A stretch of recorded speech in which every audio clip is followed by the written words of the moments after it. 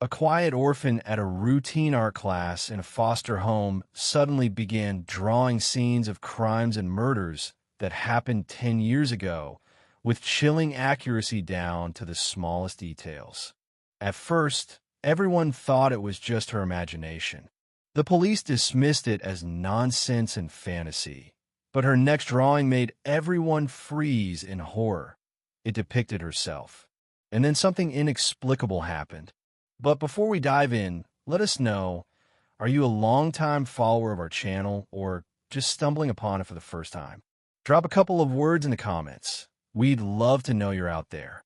I didn't notice her right away. In foster homes, kids are either loud or invisible. She was the latter. Slouched with long dark hair, always looking down, she moved past like a ghost. No sound, no eye contact, as if she wasn't even human. Kids like her have muffled steps, as if apologizing for existing at all. They don't hide. They're just overlooked, and eventually, they stop noticing themselves. Her name was Emily, spoken in whispers, almost with unease. Some called her the girl who draws. Others just called her nobody, not because she was silent, but because she never responded. I came to the foster home for a day to lead a workshop, to show the kids how to hold a brush, mix paints, and explain that blue can feel warm and black doesn't always have to be scary. I thought if even one kid took a deep breath from the smell of oil paint, the day would be worth it. But it turned out to be far heavier than I expected.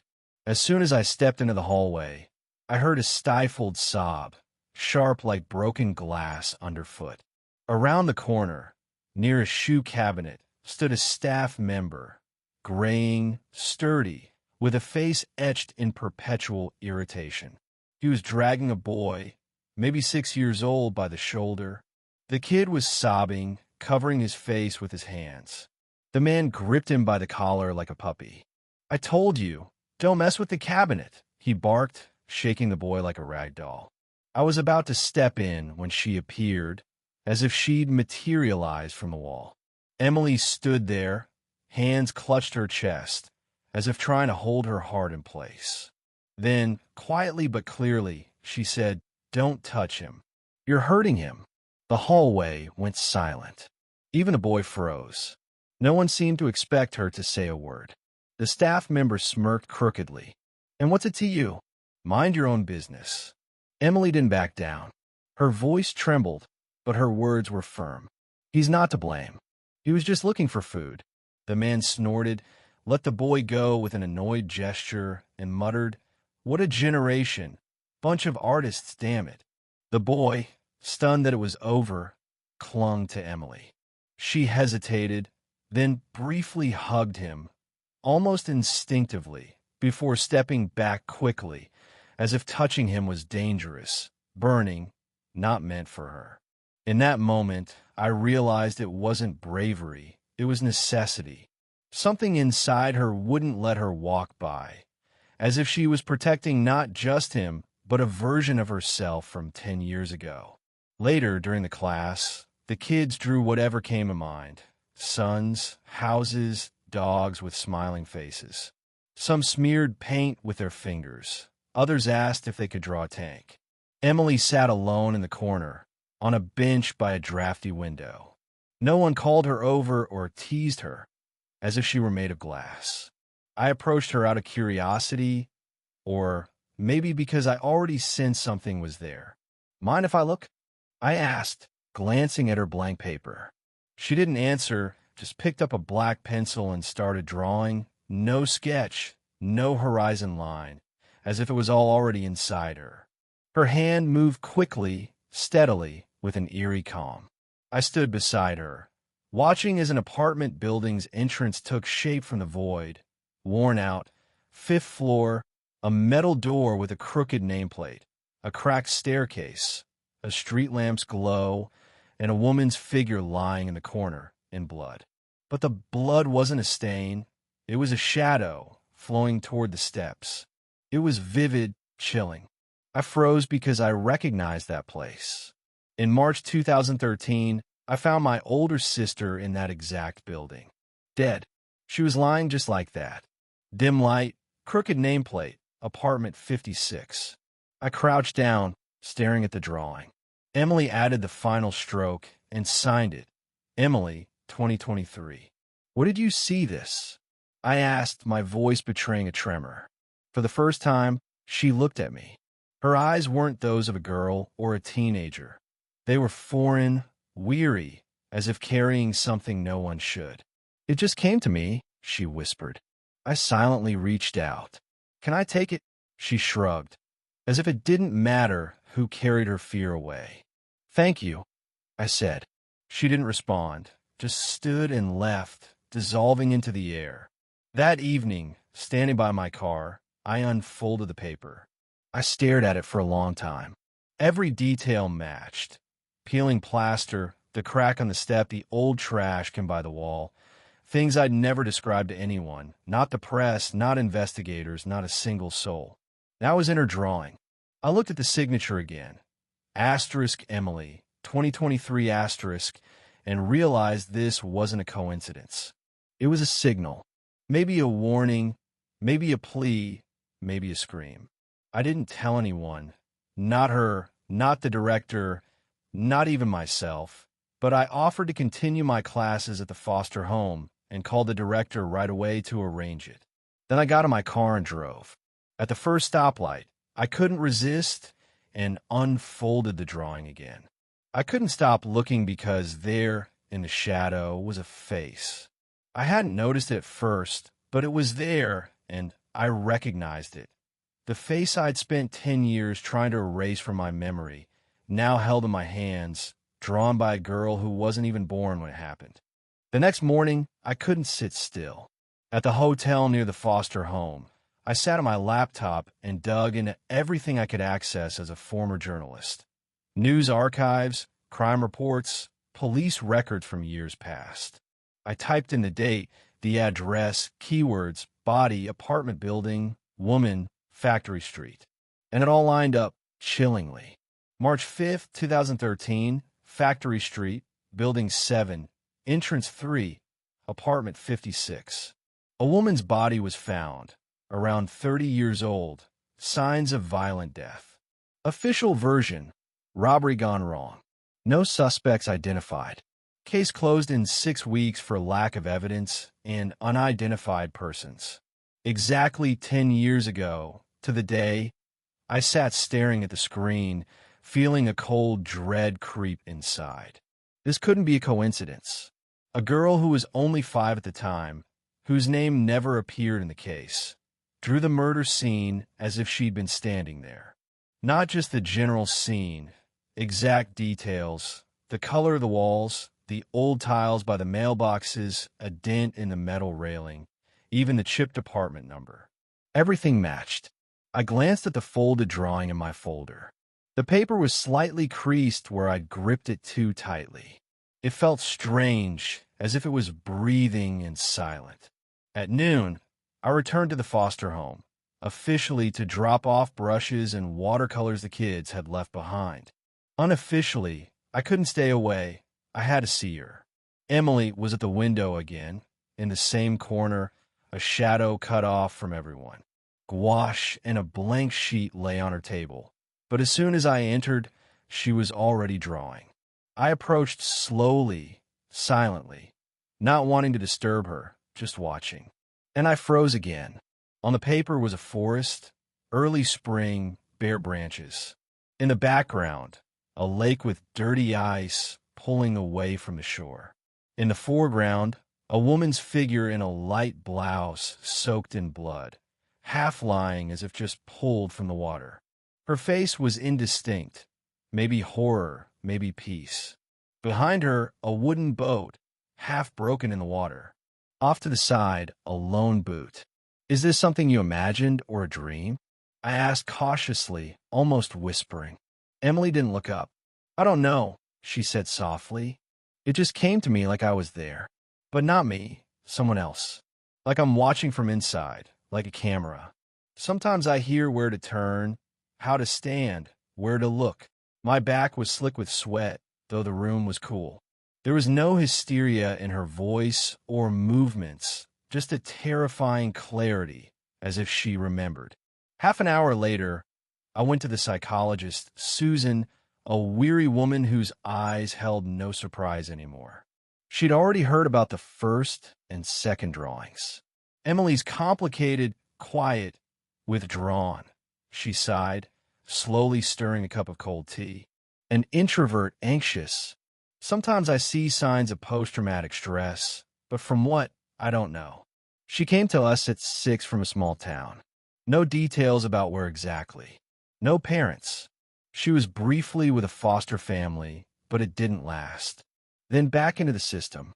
I pointed to the folder. This isn't just imagination. It's excessive visualization. Kids like her often have an inner world brighter than the outside one. They can see scenes they haven't lived, reflecting their emotional state. It's not a diagnosis, James. It's a defense mechanism. Blood, death, shadows, water. It could be a metaphor or projected anxiety. I nodded politely and left, but inside I didn't buy it. This wasn't a metaphor or anxiety. Back at the hotel, I spread out the 2 drawings on the table, the apartment building and the lake. Both were unnervingly realistic, both signed in the bottom right corner with neat, tiny handwriting. 05.03 and 06.03. A new drawing every day, each depicting something that happened exactly 10 years before. This wasn't random. It wasn't an anxious child. It was a pattern, a signal. I opened my laptop again and entered March 6th, 2013, Lakeside District. I found it. A missing girl, presumed drowned. Her name was Claire L., age 26. She left home, headed to the lake, and was found 2 days later, her body tangled in the roots of shoreline trees. A boat and 1 boot were on the shore, same details. I closed the laptop and splashed cold water on my face, but it didn't help. The unease inside stayed hot. Too many coincidences, too precise, too impossible, yet undeniable. I recalled what she said. I'm like a camera watching, but it's not me. A camera, a recording, a memory, but whose? If it wasn't her experience, then someone's memory lived in her. Or someone was planting it there. She wasn't an artist. She was a canvas. But who held the brush? I didn't understand yet. That night, I didn't sleep. I sat at the table with the 2 drawings, 10 years apart, connected by something alive and dangerous. I realized I couldn't go to the police. Not yet. All I had are drawings. They'd think I was crazy, and Emily would end up in a psychiatric ward, case closed. So I'd figure it out myself. I grabbed a sheet of paper and wrote, Astor's Factory Street, Building 7, case closed. Mushroom Canal, drowning. Astor's both women were dead, officially by accident. First, the woman in the apartment building, supposedly a robbery. The investigators' report was vague, citing a likely escalation during a domestic dispute. Then the drowned girl, noted as emotionally unstable, likely slipping and falling into the water. But both cases had too many oddities. In the first, no fingerprints, no witnesses, no cameras. The investigation didn't seek neighbors or bystanders. A random passerby found the body a day later. In the second, the victim's friend claimed she was terrified of water, never swam, and never got in boats. That evening, she called her friend, breathless, saying, "If something happens to me, you know where to look." I jotted it all down in a notebook, dates, facts, body positions, inconsistencies. I made notes in the margins. Asterisk 2 clean. No motive. Skipped forensics. Asterisk the puzzle didn't fit because half the pieces were missing, either removed or never sought. Meanwhile, the atmosphere in the foster home had changed. I noticed it the moment I walked into the hall on the 3rd day. The kids I'd laughed with the day before, playing impromptu hangman, now acted like they didn't know me. Some turned corners quickly.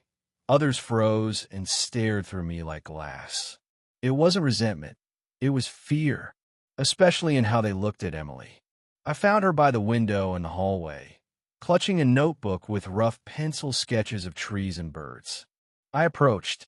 She didn't turn, just flinched slightly, as if sensing a drop sliding down her cheek. "Everything okay?" I asked. She nodded, but her shoulders stayed tense, like a taut string. I glanced at the open notebook, and something stabbed inside me. On the first page, over a drawing, was a scrawl in black gel pen. "Asterisk, don't draw this. You'll ruin everything." Asterisk, the handwriting wasn't hers. Emily's letters were thin, slightly slanted. This was angry, jagged, pressed so hard it nearly tore the paper. The strokes were sharp, some words scratching the eye. "Did you write this?" I asked, though I knew the answer. She slowly shook her head. "Did someone touch your things?" Silence. Then almost a whisper, "Maybe. Things aren't where they were. There's a strange notebook under my pillow." I didn't take it. My pencils are rearranged. And my shirt, it smelled different. Like cigarettes. None of the staff I'd spoken to smoked. It was strictly forbidden for the kids. Someone had come into her room at night, while everyone slept, and left a message. "Did you tell the staff?" They said I'm imagining things, that I'm nervous because of the drawings, and I should focus on behaving well. They always say, "Stay quiet, and no one will bother you." I looked at her, anger rising inside. This wasn't childish fear. It was justified anxiety that adults chose to ignore. I turned and saw 3 teens walking down the hall. As they passed, they shot glances at her, one with clear disgust, another with genuine horror, the third just spat on the floor. They didn't laugh. They were scared, as if she were contagious. "What's going on?" I asked. Emily didn't answer right away. "They think if I drew death, I brought it. Like I'm a virus. If I look at them, something bad will happen. If I draw, someone will die." "That's nonsense," I said. "No," she replied. "This is a foster home. You're either scared or you're feared. There's no in between." I wanted to argue, but couldn't. Her eyes held not resentment, but exhaustion, as if she'd already understood it all. No one had ever asked her before. Later, I went to the archive, a dusty office with a metal cabinet where you could only breathe through a handkerchief. Under the pretense of filing a report on the classes, I asked for Emily's file. Her profile, asterisk Emily Vitrova, admitted April 2013. Age 4 years, 8 months. City of origin unknown. Parents unknown. Transferred from a temporary ward at the city hospital's infectious disease unit. Asterisk, I stared at that line. From hospital? So she wasn't found on the street or in a home, but in a medical facility. Why? Was she injured? What happened to her? Why no mention of parents? Not a single case or article mentioned a child near the victims. But she was there, and I was almost certain she saw everything. I returned to the classroom. Her drawing from the day before hung on the easel. I glanced at the edge of the canvas and froze. In the reflection on the water was a shadow, subtle at first glance, but clear if you looked closely. A man's silhouette behind the trees, watching. I photographed it, zoomed in, and realized he wasn't there by chance. And she knew it, subconsciously or not. I found Emily in the library, sitting by the window, reading a coverless book with worn, creased pages. "Emily," I said, "when you draw, you know it's something that already happened." She didn't look up right away, but then nodded. "It's like I'm remembering, but not with my mind. My body remembers. My hands move on their own, like I'm inside someone else, but I don't know who." "Do you know who you are?" She stared at me for a long time, as if seriously considering it for the first time, then whispered, "No, I don't. And I'm scared to find out." That's when I realized she wasn't just drawing. She was reconstructing someone's memory. And someone else had realized it too, and was afraid. Not just the kids, someone adult, someone who knew the victims, someone who was there and didn't want the truth to surface. Ever. It was supposed to be anonymous. A quick consultation, no names, no faces. One drawing, one scene. I wanted an outside perspective, a professional one, to check if I was losing my mind. But the journalist wasn't the thoughtful reporter I remembered from college, writing about social issues without fanfare.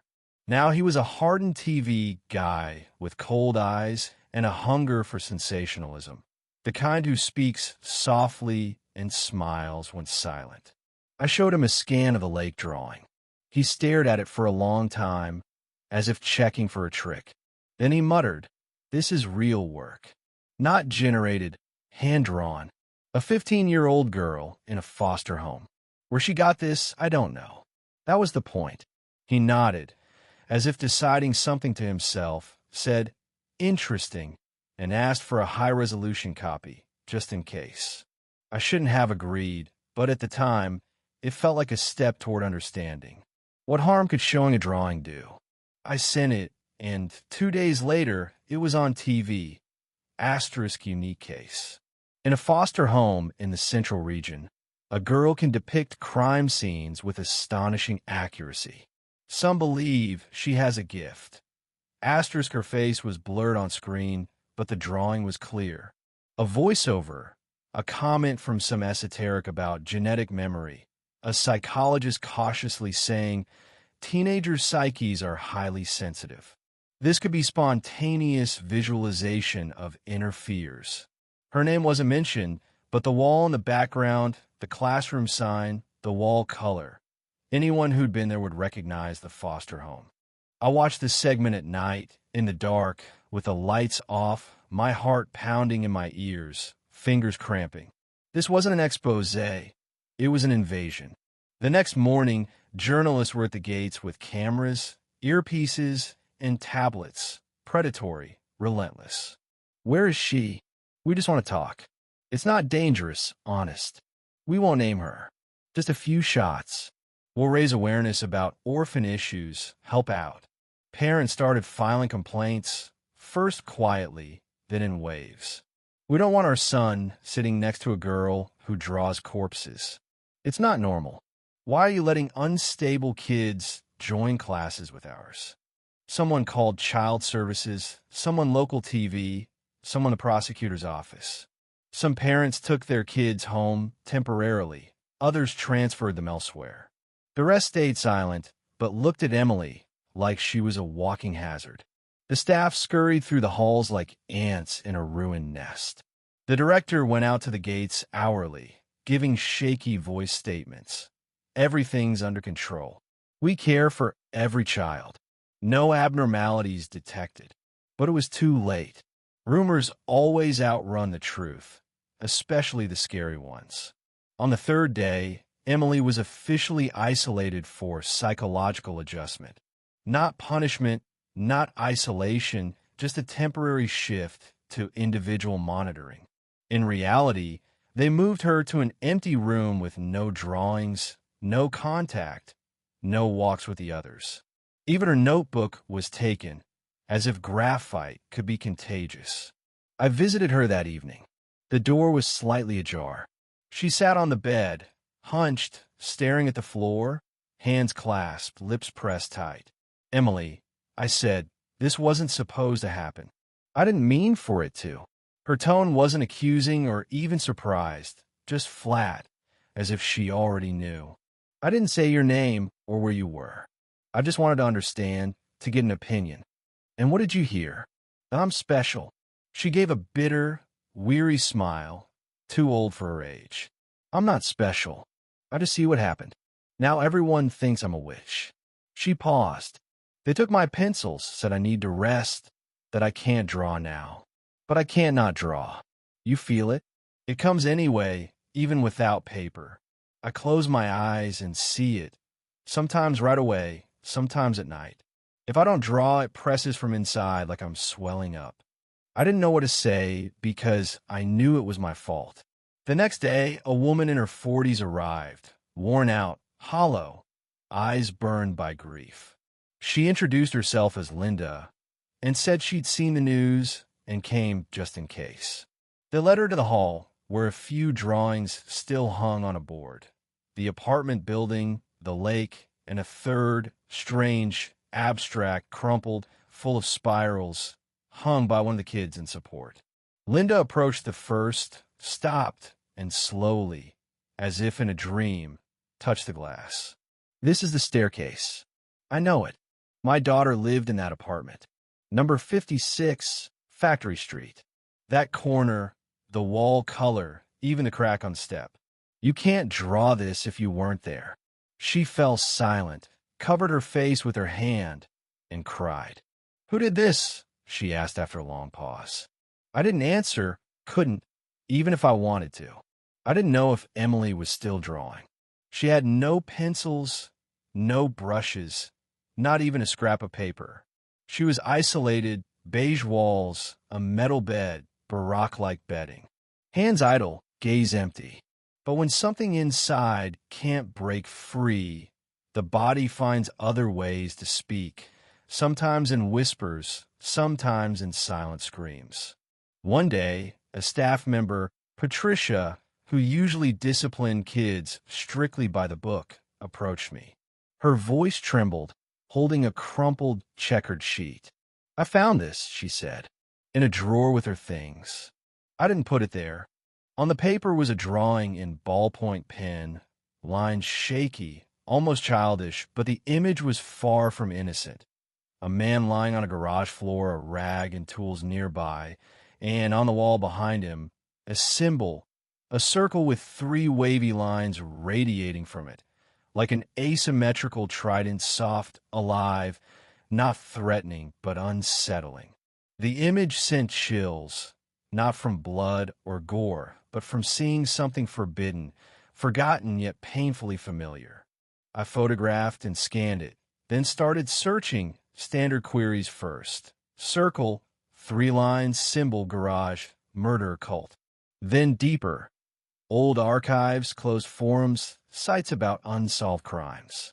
Nothing until I stumbled on a faded forum called City in Shadows, with a design from the early 2000s. A thread titled Missing Student, 2004 had sparse posts. Brief facts: a guy last seen near garages in a now-demolished district. Strange marks were found, and a blurry photo taken through glass showed that same symbol, faint but unmistakable. A user named Wind23 wrote, "These aren't just incidents. It was a club, almost official back then, with influential members. No one talks about it now, and no one asks." I froze. Wind23. Coincidence or not, I dug deeper. The Third Step Club, early 2000s, officially a group of philanthropists and cultural figures, unofficially a closed society with invite-only meetings. A scanned newspaper listed members, including Anthony Martov, our sponsor, a man in his 60s, silver glasses, heavy briefcase, warm smile. I remembered him from holiday visits, handing out candy, patting kids' heads, talking about tradition. And there he was, a founder of this club, in a city where strange deaths piled up, cases closed too quickly without answers or effort. The next day, a sudden firing. Laura, one of the calmest staff members, submitted her resignation without explanation. I caught her on the porch. "Laura, what happened?" Her red-rimmed eyes, shadowed, met mine. "I can't do this anymore, James. Something's wrong here. I used to think it was just troubled kids, but now I'm scared. Not for me, for them, for her." "Who are you scared of?" She looked down. "No one. But what were they scared of, and why the silence?" I tried talking to Emily again, but she'd shut down. No words, no glances, as if she'd retreated deep inside herself, locking everyone out. I brought her a box of watercolor pencils and quietly left them on her table, not as comfort, but as a right to breathe. By morning, the pencils and paper were gone. But under her pillow was a new drawing, a garage, a half-open door, and behind it, a shadowy figure. Neck, shoulders, someone there. That night, Emily woke to footsteps, soft and deliberate, coming down the hall to her door. She didn't move, hiding under the blanket, listening. The steps stopped at her threshold. Silence, then a scrape, like a fingernail dragging down the wood, slowly, deliberately. A minute later, silence returned, the steps faded, but the fear lingered, like smoke after a fire. In the morning, a faint, too perfect line of dust was on the floor by the door, as if someone had approached, left a mark, and walked away without entering. That's when I knew Emily was drawing again. Not the past now, but what was coming. And someone desperately didn't want that warning to be heard. I sat in the archives reading room like I was on trial. Harsh light, creaking plastic chair, a folder of yellowed documents before me. Foster kids' records, old reports, logs. I searched for anything, a clue, a name, a photo, a trace. Emily's file was a void before age 5. Just one line. No documents, origin unknown. Transfer from hospital? Yes, but who brought her? Who left her? No one knew or wanted to know. I flipped back to the admission page. April 2013, age 4 years, 8 months. Rewind a bit. March 2013, a woman died, mid-20s, deemed an accident, a fall in an unfinished building. No cameras, no witnesses. Identified by a clinic pass. Her name, Ellen Vetrova. The surname hit like a shock. Vetrova, like Win23 on the forum. I pulled up the old report scan, a black and white photo of the scene, graffiti-covered walls, dust, broken railings, and on a concrete slab, a tiny spot of fabric, maybe a child's, maybe a coincidence, maybe a trace. A footnote, barely visible. Asterisk rumor has it Vetrova had a daughter, unconfirmed. No child found at the scene. Asterisk 2 weeks later, a girl arrived at the foster home. No documents, no name, temporary diagnosis, trauma, stress-induced amnesia. I compared photos. Not identical, but the eyes, the jawline, Emily, her daughter. I had no more doubts. What she drew wasn't mysticism or a gift. It was fragments of a child's memory, washed away by fear, time, and pain, but never gone. I tried getting into the foster home. They wouldn't let me in. The director didn't come out. The guard said, "Orders from above." Contact with the girl was forbidden. She was under medical observation. What was happening to her? What were they telling her? What did she feel? My insides pulsed with rage. What once seemed random now formed a pattern, and in that pattern, someone had left a dark signature. I went to Detective Carter, who used to handle missing kids cases, direct, stubborn, one of the few who dare to dig. I showed him the drawings, told him everything. He didn't laugh or interrupt. "You sure it's her?" "Not 100%, but it adds up. Dates, faces, circumstances." He studied the copy silently. "You're saying she's isolated now?" "Yes." After the TV segment, it all went downhill. If you're right, they could just label her sick, diagnosis, clinic, case closed. "I know, but I don't know how to get her out." He nodded, paused. "Give me a couple of days. I'll try talking to the DA." I thanked him. At least someone hadn't backed away. We left the police station together. He stayed on the steps to smoke. I was about to leave when I heard, "Excuse me, are you James?" I turned. A woman in her 60s stood there, coat missing a button, holding a pharmacy bag and an old, faded doll with a crooked eye. Embroidered on its collar, "Ellen." "Yes. Sorry. Do we know each other?" "No, but I saw the news and your photo. You were at the foster home's director's office. I used to clean there years ago when I was younger." She sighed, clutching the doll. "I found this after that Vetrova thing. Boxes and toys were left by the house. Someone said it was okay to take them. I couldn't walk past. It was like the doll was watching." She paused, then added, "I was sorting things recently, meant to throw it out, but the doll felt oddly heavy." I cut open the back. There was a flash drive inside, small, black, no markings. My grandson said, "Don't mess with it. take it to the police. But I thought maybe it's tied to that girl. She handed it to me. You sure? I don't know what's on it, but it's not just a thing. It feels important. Maybe the only answer for the girl, her mother, for all of us. I took the flash drive, my palms sweaty. I nodded, barely breathing. Thank you. She gave a faint smile and walked away without looking back. I stood on the sidewalk, doll in one hand, flash drive in the other. My heart beat differently, like a countdown had started inside. This wasn't guesswork or fantasy anymore. It was memory someone tried to erase, coming back loud and clear, too late for those who wanted it forgotten. The monitor flickered with dim light, a monotonous beat from the speakers like an old cassette. The flash drive held one unnamed folder with a single video file. No date, no description, no signs of editing, just a raw .avi. I nodded to Carter. He opened it. First frame, night. The camera shakes like it's filmed through a pocket or under a jacket. An old apartment building, cracked tiles, peeling walls, a single bulb flickering above the entrance. A car passes in the distance, then silence, thick and heavy. Seconds later, a figure appears, broad, solid, carrying a woman's limp body over his shoulder like a doll. Her hair covers her face, one arm dangles, head tilted back. The man glances around, pulls up his collar, and hurries into the shadows.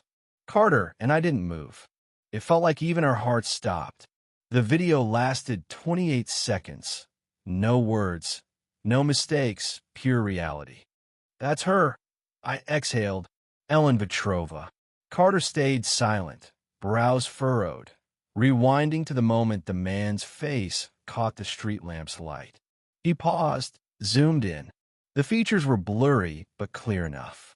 He exhaled slowly, like something inside him collapsed. You recognize him? He asked without looking at me. Yes, I nodded. Anthony Martov. He didn't ask again. He knew I wouldn't speak unless certain. Martov, our sponsor, philanthropist, the man who donated to orphans, received awards, his face on the foster home's wall next to kids' crafts and diplomas. Always the picture of civic virtue, lectures, donations, holiday speeches. And here he was, carrying a dead woman's body through a courtyard like a sack, without shame or fear. If it's a fake, Carter started, then stopped. No, it's too raw for a setup. Too real. You realize what we found. The drawings, memories, hints. It's not random. Not just coincidence. It's evidence. Veiled. Leading somewhere we're not supposed to look. We agreed the flash drive would go to the police lab the next morning, officially through internal channels. He knew who to trust. I felt relief. A chance for the truth to surface. I left, exhausted to the bone, walked 2 blocks and got a notification on my phone. I opened it and couldn't believe my eyes. The same video, those 28 seconds, now framed with a local news portal's logo, a sensational voiceover, and a warning. Asterisk caution, may contain violent scenes. Not recommended for children. Asterisk, I scrolled to the comments. Asterisk, is this real? That's Martov. So that's why he helped the foster home. What about the girl? Is she alive? Where's she? If they hid this, who else are they covering for? Asterisk, the video spread instantly. Reposts, screenshots, forum threads. In 10 minutes, 1,000 views. In an hour, 50,000. I called Carter, line busy, then off. My chest pounded like an alarm. 10 minutes later, a call from an unknown number. James, a dry female voice said. Ellen from Child Services. The girl you mentioned has been transferred to a medical center for evaluation, per protocol. What protocol? Who decided this? In emergencies, decisions can be made without consent if there's suspicion of mental issues posing a potential threat. Threat? She's just a kid. She's not dangerous. She's a witness. I'm not authorized to comment. Goodbye. I stood, phone in my ear, fingers numb. They'd taken Emily. I rushed to the foster home. Guard at the gate, a new access list. My name wasn't on it. Where's the girl? Where they take her? We don't have to tell you. This is illegal. You can't hold her. Take it up with official channels. I looked at them, thinking how easily this city hid its real monsters. Then I clenched my fists and left. I went back to Carter. His face was ashen. I didn't leak it, he said. Someone beat us to it. Maybe surveillance, maybe another copy. They're moving fast, so they took her before the storm hits. He nodded silently. On his desk were printed articles, Martov's bio, newspaper clippings.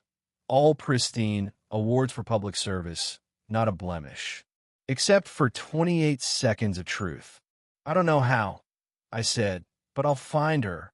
Carter looked at me, assessing if I'd lost it, then extended his hand. Then let's start with what we've got. The clinic's light was dim and sticky, like water in an old aquarium. White walls, antiseptic smell, endless echoes of footsteps on tile. Everything felt scrubbed to sterile emptiness, even the staff's faces polished to blankness, moving by rote. I sat in my car nearby, phone pressed to my ear. Carter spoke fast, hoarse, like he barely believed his own words. We got a photo, supposedly from a volunteer inside. Her latest drawing, James. She drew herself with a noose around her neck in a basement. No fear on her face, just resignation. It hit me like a jolt, a warning, a goodbye, or a plan. If she's in that state, you've got very little time. I hung up, heart hammering in my temples, fingers shaking as I pulled an old teaching ID, a worn badge, and a gray jacket labeled maintenance from the glove box. My breath was uneven, my head buzzing. I knew if I didn't act now, I'd never forgive myself. She wasn't asking for help anymore. She was drawing it. The clinic was on the outskirts, cameras, guards, a gate. Getting in officially was impossible, but I knew places like this always had a back door. A staff smoking area by the side wall, a dumpster out back, an old technical door to a corridor, rarely wired to alarms. I approached from the boiler room side, face hidden by a mask, cap pulled low. I carried a box labeled electrical. A guard smoking by the wall didn't even turn. Office on the left, he grunted. Electricians asked for it this morning. I nodded silently. Inside, everything trembled, but my legs moved confidently. Memory guided me. Same corridors as the foster home. Same logic. The isolation ward was at the end. Reinforced door, bars, sometimes a camera, sometimes just a lock, and behind it, silence and helplessness. I turned a corner. The door I needed was slightly ajar, the handle warm, as if someone had just left. I held my breath and stepped inside. The room smelled of medicine and dampness. A girl sat on the bed, hunched in a thin gray shirt, back to me. Her shoulders twitched to the sound of the door, but she didn't turn. Emily, I whispered. A pause, then slow movement. She lifted her head, neck tense like a startled bird's. I stepped closer. She turned. Her eyes were dull, shadowed, hands scratched, wrists marked by restraints, but she was alive. In her gaze was more than fear, exhaustion and strength. I knew you'd come, she exhaled, voice barely audible but there. We're leaving. Now, I said. She nodded, no words. As I turned to the door, I noticed a sheet under a plastic cup on the nightstand, a new drawing. I picked it up, and my heart clenched. It wasn't her style, not her pressure or strokes. Clean, confident, cold lines. On it, she lay as she was now, on this bed, with a tall shadow beside her, its face scratched out. On its chest, the symbol, a circle with 3 wavy lines. You didn't draw this? I asked. She shook her head. I woke up, and it was here by my pillow. Did you see anyone? A pause, then a whisper, I don't know. I felt it. He stood in the corner, breathing. I pretended to sleep. I realized we had minutes, no more. We slipped out on tiptoe. The corridor was empty. No steps, no cameras, just the hum of fluorescent lights. I held her shoulders. She was light, too light. Outside, the cold bit. I wrapped her in my jacket. She didn't shiver, as if frozen inside long before the outside. We ran across the yard, past dumpsters, to the edge of the lot where my car hid among trees. I didn't look back. I knew if I did, I'd see him. But we were alive. We escaped. The game wasn't over. That night, Emily and I didn't sleep. The hallway lights stayed on, a frail shield between what was here and what still breathed beyond the glass. She sat on the couch, wrapped in a blanket to her chin, silent, almost still. Her gaze turned inward to something impossible to forget. Everything that happened grazed her, leaving burns. She held on without tears or hysterics, only drawing again. I found her at it near dawn, when sleep no longer saved. On the kitchen counter, under the glow of an old lamp, paper lay on a cutting board, the scratch of her pencil louder than the clock's tick. "You again?" I asked softly, approaching. She didn't answer, just slid the drawing toward me, eyes fixed on the paper. It showed a boy, about 8, in a plain t-shirt with a pendant around his neck, standing before a mirror. But the reflection wasn't his. It was an adult man, his face distorted, blurry, but eerily familiar, with cold, dangerous eyes. I sat beside her, struggling to speak. "You drew this?" "No," she whispered. "It was already here. When I woke up, it was on the table." I tensed. "Who?" She shook her head. "I don't know. But he was here." I woke up cold, thought it was a dream, but there was a shadow in the corner. It stood still, watching, then vanished. And the drawing was left. I took the sheet, flipped it. No signature, no date, just a faint dot in the corner, like charcoal or a quill, precise but subtle. "Do you know this boy?"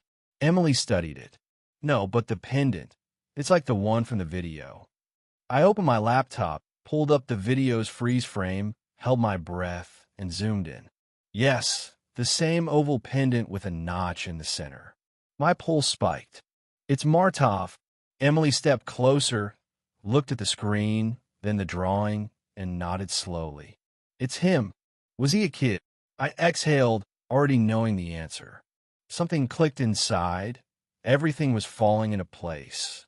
These drawings, images, symbols, victims weren't just memory fragments.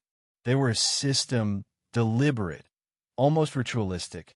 These weren't just murders. They were, I faltered, rituals.